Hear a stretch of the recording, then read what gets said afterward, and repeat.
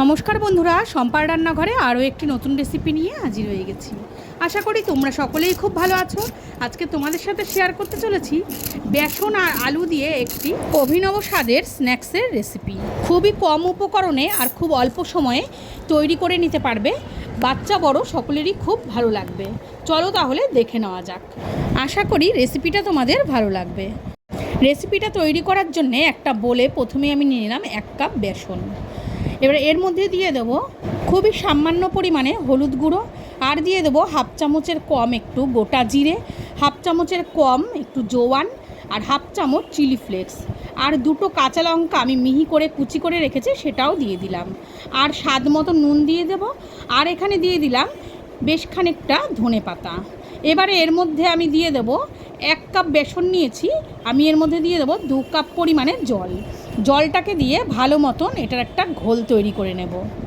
খুব বেশি পাতলাও হবে না, আবার খুব বেশি ঘনও হবে না, এমনভাবে ঘোলটাকে তৈরি করে নিতে হবে।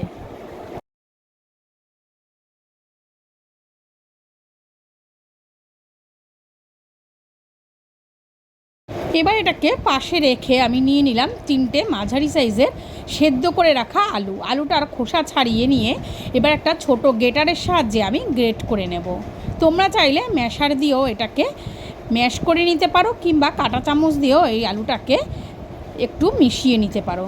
আমার গ্রেট করা হয়ে গেছে। এবারে গ্যাসে একটা ফ্রাইং প্যান বসিয়ে তাতে 1 চামচের মতন আমি তেল দিয়ে দিয়েছি, আর তেলটা গরম হয়ে যাওয়ার পর এর মধ্যে আমি যে বেসনের ঘোলটা তৈরি করে রেখেছিলাম সেটা দিয়ে দেবো, আর দেওয়ার পরে ভালো মতন নাড়িয়ে নেব। গ্যাসের আঁচটাকে মিডিয়াম টু লোতে রেখে বেসনের এই ঘোলটাকে ভালো মতন নাড়িয়ে নেব।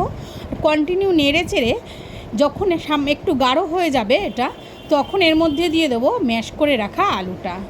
আমার এই পর্যায়ে এবারে যে আলুটা আমি ম্যাশ করে রেখেছিলাম সেই আলুটাকে দিয়ে আলুর সাথে ভালো মতন বেসনটাকে মিশিয়ে নেব।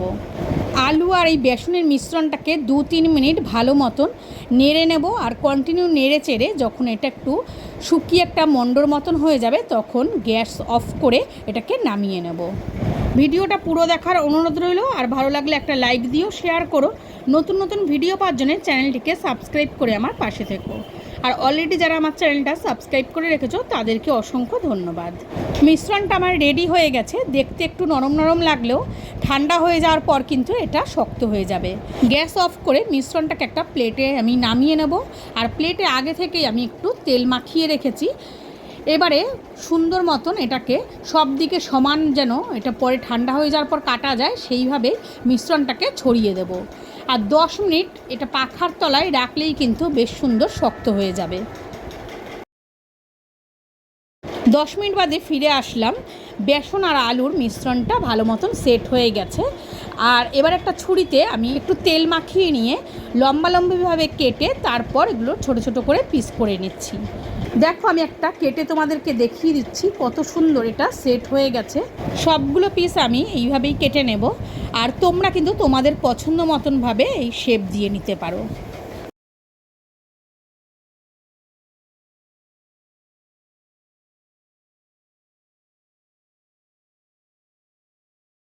গ্যাসে এবার একটা প্যান বসিয়ে তাতে আমি পরিমাণ মতন তেল দিয়ে তেলটাও গরম করে নিয়েছি। এবার একটা একটা করে আলু আর বেসনের যে স্ন্যাক্সগুলো আমি ছেড়ে দেব, আর গ্যাসের আঁচটা মিডিয়াম টু হাইতে রেখে এই স্ন্যাক্সগুলোকে ভেজে নেব।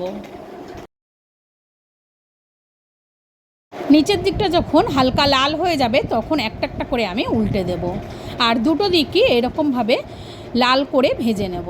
রেসিপিটা কেমন লাগলো কমেন্ট করে জানিও, আর ভালো লাগলে বাড়িতে অবশ্যই একবার ট্রাই করো।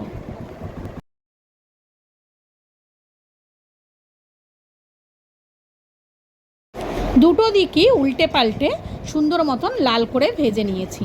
এবারে আমি এই স্ন্যাক্সগুলো একটা প্লেটে তুলে নেব, আর টমেটো সসের সাথে এগুলো পরিবেশন করব। দেখেই নিশ্চয়ই বুঝতে পারছো কতটা মুচমুচে হয়েছে। ও বাইরেটা যেমন মুচমুচে হয়েছে ভেতরটাও তেমনি নরম হয়েছে। দেখো তোমাদের একটা আমি দেখিয়ে দিচ্ছি কত সুন্দর এগুলো মুচমুচে হয়েছে। তাহলে আজকের মতো এটুকুই। সবাই ভালো থেকো, সুস্থ থেকো। খুব শিগগিরই নতুন একটা ভিডিও নিয়ে তোমাদের সামনে আবার হাজির হয়ে যাব।